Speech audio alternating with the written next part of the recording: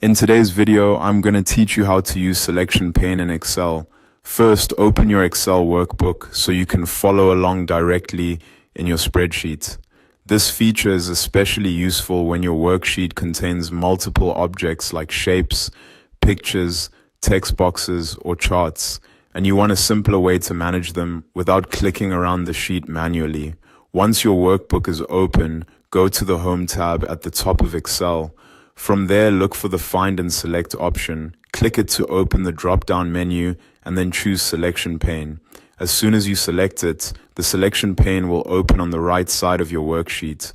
This pane displays a list of all the objects currently placed on the sheet. Depending on your file, that might include shapes, images, text boxes, charts, and other visual elements.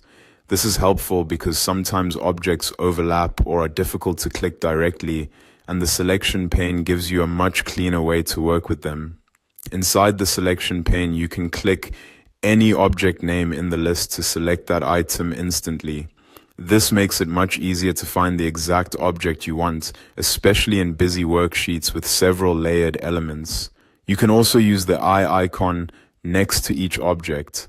Clicking that icon lets you hide or show the object. This is a great way to temporarily remove distractions while editing, or to check what's underneath overlapping items without deleting anything.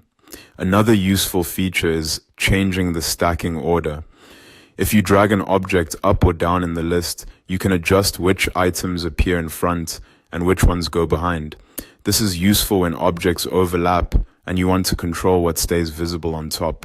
If the default object names are unclear, you can double-click an object name in the selection pane to rename it.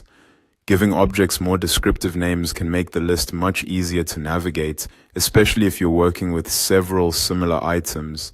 When you're done, you can close the selection pane by clicking the X in the upper right corner of the pane.